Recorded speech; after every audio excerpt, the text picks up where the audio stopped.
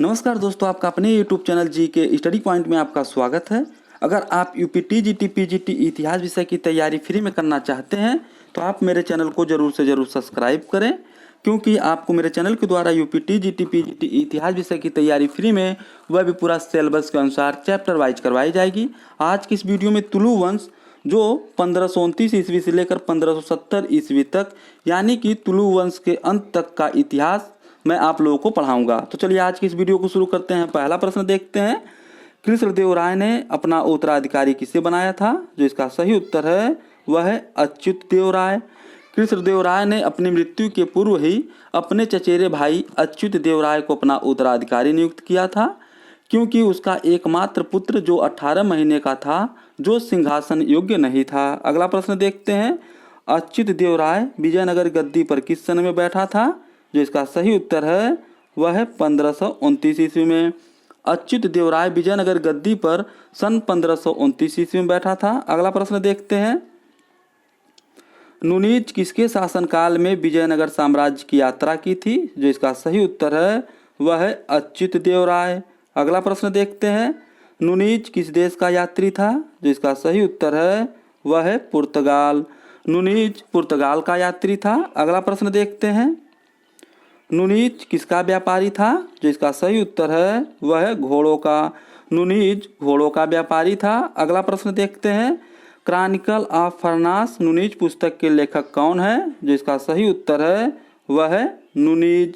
नुनीज ने अपनी पुस्तक क्रॉनिकल ऑफ फरनास नुनीज में विजयनगर साम्राज्य के प्रारंभ से लेकर अच्युत देव राय के शासन के अंतिम वर्षों का इतिहास प्रस्तुत किया है। अगला प्रश्न देखते हैं, विजयनगर के किस शासक ने नायकों पर प्रभाव जमाने के लिए महामंडलेश्वर नामक एक नवीन अधिकारी की नियुक्ति की? जो इसका सही उत्तर है वह है अच्युत देव राय।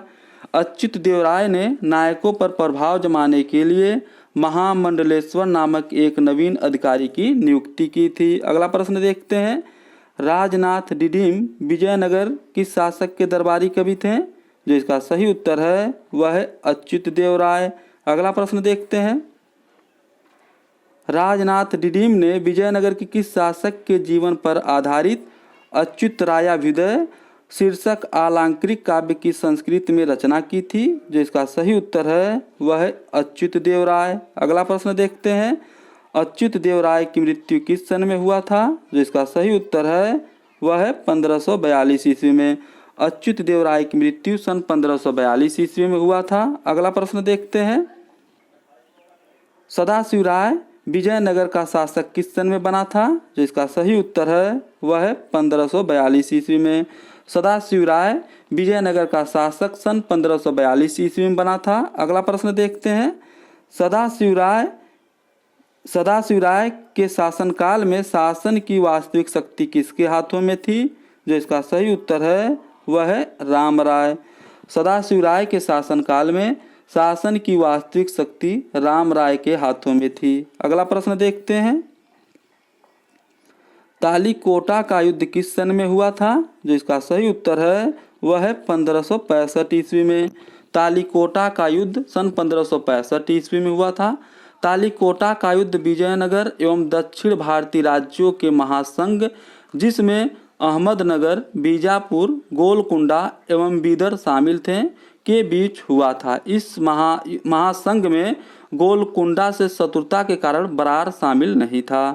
तालीकोटा के युद्ध में महासंघ की संयुक्त शक्तियों ने विजयनगर को बुरी तरह से पराजित किया, जिसमें राम राय 70 वर्षीय वीरता पूर्वक लड़ते हुए शत्रु पक्ष द्वारा मारा गया था। अगला प्रश्न देखते हैं, राक्षस तंगरी या बन्नी हट्टी का युद्ध किस युद्ध को कहा जाता है? जो इसका सही उत्तर है वह है तालीकोटा। तालीकोटा युद्ध को राक्षस तंगरी या बन्नी हट्टी का युद्ध भी कहा जाता है। अगला प्रश्न देखते हैं, तालीकोटा युद्ध का प्रत्यक्षदर्शी कौन था? जो इसका सही उत्तर है वह है सेवेल। अगला प्रश्न देखते हैं, ए फॉरगॉटन एम्पायर नामक पुस्तक की रचना किसने की थी? जो इसका सही उत्तर है वह है सेवेल। अगला प्रश्न देखते हैं, किस युद्ध के बाद विजयनगर के महान युग का अंत माना जाता है? जो इसका सही उत्तर है वह है तालीकोटा। तालीकोटा युद्ध के बाद विजयनगर के महान युग का अंत माना जाता है। अगला प्रश्न देखते हैं, सीजर फ्रेडरिक विजयनगर किसके शासनकाल में भारत आया था? जो इसका सही उत्तर है वह है सदाशिवराय। सीजर फ्रेडरिक सदाशिवराय के शासनकाल में विजयनगर आया था। अगला प्रश्न देखते हैं, सीजर फ्रेडरिक किस देश का यात्री था? जो इसका सही उत्तर है वह है पुर्तगाल। सीजर फ्रेडरिक पुर्तगाल का यात्री था। अगला प्रश्न देखते हैं, तालीकोटा के युद्ध के बाद राम राय का भाई तिरुमल सदाशिवराय को कहाँ लेकर चला गया था? जो इसका सही उत्तर है वह है पेनुकोंडा। तालीकोटा के युद्ध के बाद राम राय का भाई तिरुमल सदाशिवराय को पेनुकोंडा लेकर चला गया था, जहां से सदाशिवराय ने शासन करना प्रारंभ किया था। अगला प्रश्न देखते हैं, तुलु वंश का अंतिम शासक कौन था? जो इसका सही उत्तर है वह है सदाशिवराय। तुलु वंश का अंतिम शासक सदाशिवराय था। अगला प्रश्न देखते हैं, सदाशिवराय की हत्या किसने किया था? जो इसका सही उत्तर है वह है तिरुमल।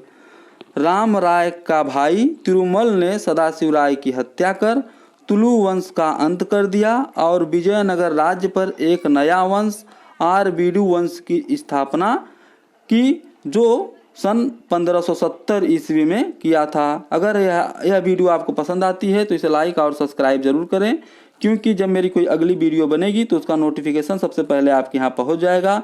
अगला वंश होगा आरवीडु वंश।